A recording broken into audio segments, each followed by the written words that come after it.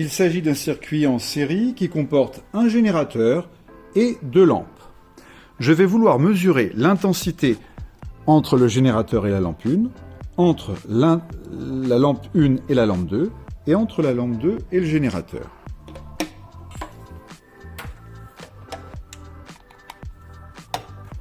Ici sera mesurée l'intensité entre le générateur et la lampe 1. Ici, l'intensité entre la lampe 1 et la lampe 2. Et enfin,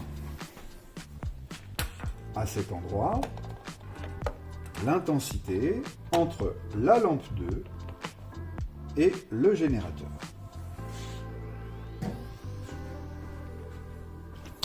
Je vais régler plus précisément ces deux ampèremètres en les réglant sur le calibre 200 mA et je m'aperçois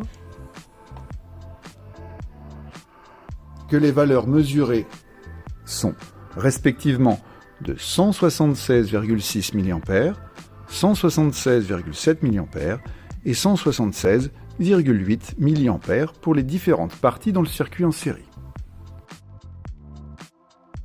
Nous allons comparer maintenant les trois valeurs de l'intensité qui ont été mesurées. On s'aperçoit que si l'on prend individuellement ces valeurs, elles ne sont pas égales au sens strictement mathématique. Ainsi, 176,6 n'est pas égal à 176,8 mA. Mais qu'en est-il au sens physique? C'est-à-dire, est-ce que ces valeurs qui sont relativement proches peuvent être considérées comme égales au sens physique?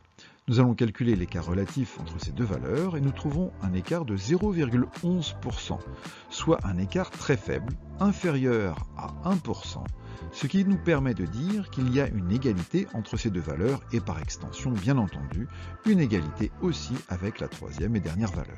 Ainsi, l'intensité dans un circuit en série est la même partout, en tout point.